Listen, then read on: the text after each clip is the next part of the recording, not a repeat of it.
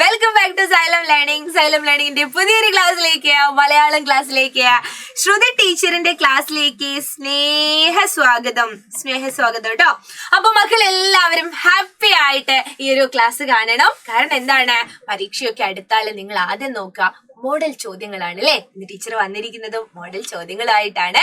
അപ്പൊ ഇനി വരുന്ന മാരത്തോണുകളൊക്കെ നമുക്ക് അല്ലെ, പരീക്ഷയ്ക്ക് മുൻപായിട്ട് മാരത്തോണുകൾ, മെഗാ മാരത്തോൺ, മിനി മാരത്തോൺ, അങ്ങനെ ചാപ്റ്റേഴ്സ് ഒക്കെ നമുക്ക് അടിപൊളിയായിട്ട് പഠിക്കാൻ വേണ്ടിയിട്ട് നമുക്ക് സൈലത്തിൽ ഒരുപാട് ക്ലാസ്സുകളുണ്ട്, ഒരുപാട് ടീച്ചേഴ്സും ഉണ്ട് കേട്ടോ. അതൊക്കെ കാണണം. അപ്പൊ ഇന്ന് ടീച്ചർ വന്നിരിക്കുന്നത് ഒരു മുൻ വർഷ ചോദ്യമായിട്ടാണ്. അപ്പൊ ചോദ്യ മാതൃകകൾ നമ്മൾ പരിചയപ്പെടണം. എങ്ങനെ ചോദ്യം വരും അല്ലെ, അതിനെങ്ങനെ ഉത്തരം എഴുതണം എന്നൊക്കെ നമ്മൾ അറിയണ്ടേ. യെസ്, അതൊക്കെ നമ്മൾ അറിഞ്ഞിരിക്കണം അല്ലെ. അപ്പൊ ഇന്ന് ടീച്ചർ വന്നിരിക്കുന്നത് എല്ലാ പരീക്ഷയ്ക്കും കാണാറുള്ള ഒരു ചോദ്യമാണ്. എന്ത്? കവിത പൂർത്തിയാക്കാം. ഒരു 4 വരി കവിത തരും, ബാക്കി 4 വരി നമ്മൾ എഴുതേണ്ടി വരും. അതിന് കവിത പൂർത്തിയാക്കാന്ന് തന്നിട്ട് വേറൊരു പേരും കൂടെ ഉണ്ട്. എന്താണെന്നറിയോ? കവിതാ പൂരണം. കവിതാ പൂരണം എന്ന് പറഞ്ഞാലും കവിത പൂർത്തിയാക്കാൻ തന്നെ. അത് വേറെ എന്തോ ചോദ്യാന്ന് ആരും വിചാരിക്കേണ്ട കേട്ടോ. അത് വേറെ ഒരു ചോദ്യമല്ല. കവിതാ പൂരണം എന്ന് പറഞ്ഞാല് എന്താണ്?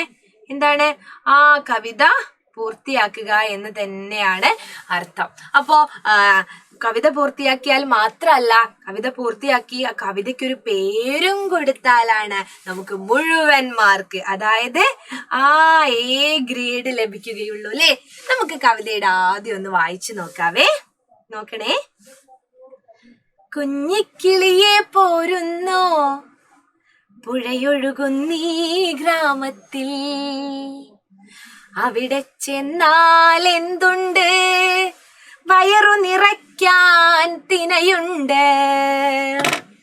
കുഞ്ഞിക്കിളിയെ പോരുന്നോ പുഴയൊഴുകുന്നൊരു ഗ്രാമത്തിൽ, അവിടെ ചെന്നാൽ എന്തുണ്ട്, വയറു നിറയ്ക്കാൻ തിനയുണ്ട്.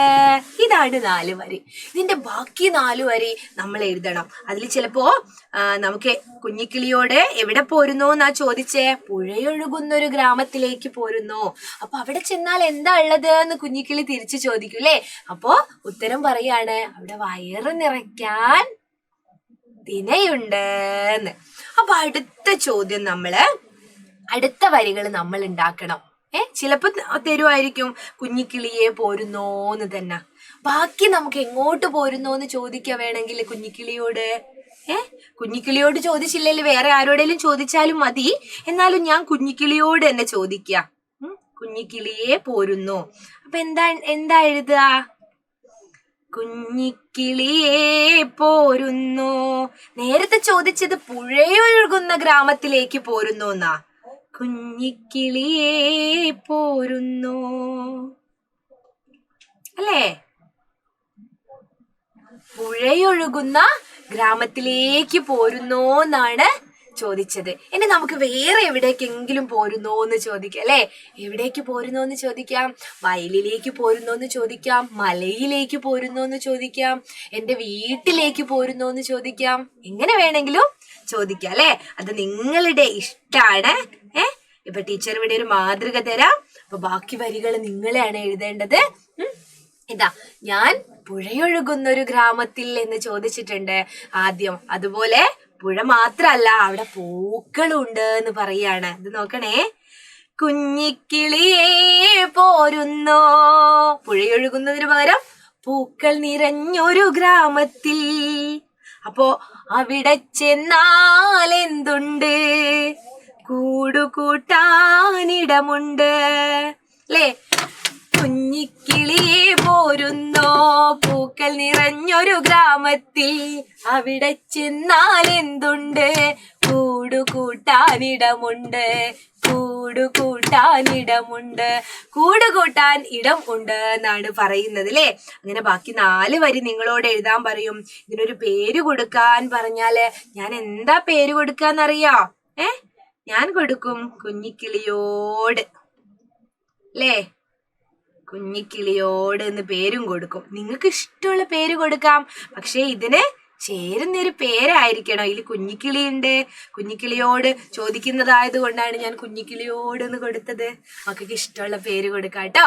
അപ്പൊ ഇതുപോലെയാണ് കവിതാപൂരണം. ഇതാ ഈ ചോദ്യം, ഇനി ഈ ഒരു ചോദ്യം കൂടെ നിങ്ങൾ സ്ക്രീൻഷോട്ട് എടുത്തോ.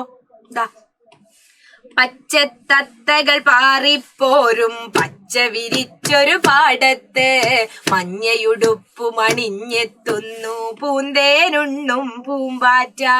ഇതിന്റെ ബാക്കി വരി നമ്മളോട് എഴുതാൻ പറയും. ദാ കവിത പൂർത്തിയാക്കാന്നല്ലേ ചോദ്യം, പരീക്ഷാ ചോദ്യല്ലേ. ഉചിതമായ തലക്കെട്ട് നൽകാനും പറയുന്നില്ലേ. അപ്പോൾ ഇങ്ങനെയാണ് പരീക്ഷയ്ക്ക് ചോദ്യം വരിക. ഇത് സ്ക്രീൻഷോട്ട് എടുത്തിട്ട് ഇതിന്റെ ബാക്കി നിങ്ങൾ കവിതയാക്കൂ. എന്നിട്ട് നിങ്ങൾക്ക് യുറീക്കയിലോ അല്ലെങ്കിൽ ബാലരമയിലോ കളിക്കുടുക്കയിലോ ഒക്കെ അയച്ചു കൊടുക്കാം കേട്ടോ. പരീക്ഷയ്ക്ക് എഴുതുക മാത്രമല്ല, അപ്പൊ മലയാളം പഠിക്കുന്നതിലൂടെ ഇങ്ങനെ ചില ഗുണങ്ങളും ഇല്ലേ. അപ്പൊ ശ്രുതി ടീച്ചറ് ഉപകാരപ്രദമായ മറ്റു ചോദ്യങ്ങളുമായിട്ട് വരും. അതിനു മുൻപ് നമ്മുടെ ചാനല് ഇതുവരെ സബ്സ്ക്രൈബ് ചെയ്യാത്തവരുണ്ടെങ്കിൽ ഒന്ന് സബ്സ്ക്രൈബ് ചെയ്യണം. ടീച്ചറെ വീഡിയോ ക്ലാസ് ഇഷ്ടമായിട്ടുണ്ടെങ്കിൽ ഒന്ന് ലൈക്കും ചെയ്യണം. അതെ, വാട്സപ്പ് കമ്മ്യൂണിറ്റി ഗ്രൂപ്പിൽ ജോയിൻ ചെയ്തില്ലേ നിങ്ങൾ ഇതുവരെ? അതാ നമ്മുടെ ലിങ്ക് നമ്മുടെ ഈ ക്ലാസ്സിന്റെയും എല്ലാ ക്ലാസ്സിന്റെ തൊട്ട ഫസ്റ്റ് കമന്റ് ആയിട്ട് പിൻ ചെയ്ത് വെച്ചിട്ടുണ്ടാവും, ഫോർ മോർ നോട്ട് എന്ന് പറഞ്ഞിട്ട്. അതുകൊണ്ട് അതിലൊന്ന് വെറുതെ ഒന്ന് ക്ലിക്ക് ചെയ്താൽ നിങ്ങൾക്ക് എപ്പോഴാ ലൈവ്, അതുപോലെ ലൈവ് കഴിഞ്ഞ ഉടനെ നോട്ടും എല്ലാം നിങ്ങൾക്ക് കിട്ടുന്നതായിരിക്കും കേട്ടോ. ഇതുപോലുള്ള കുഞ്ഞു കുഞ്ഞു വീഡിയോസും മോഡൽ ക്വസ്റ്റ്യൻസ് ആയിട്ട് ടീച്ചർ ഇനിയും വരാം. അതുവരേക്കും ടാറ്റ, ബൈ ബൈ.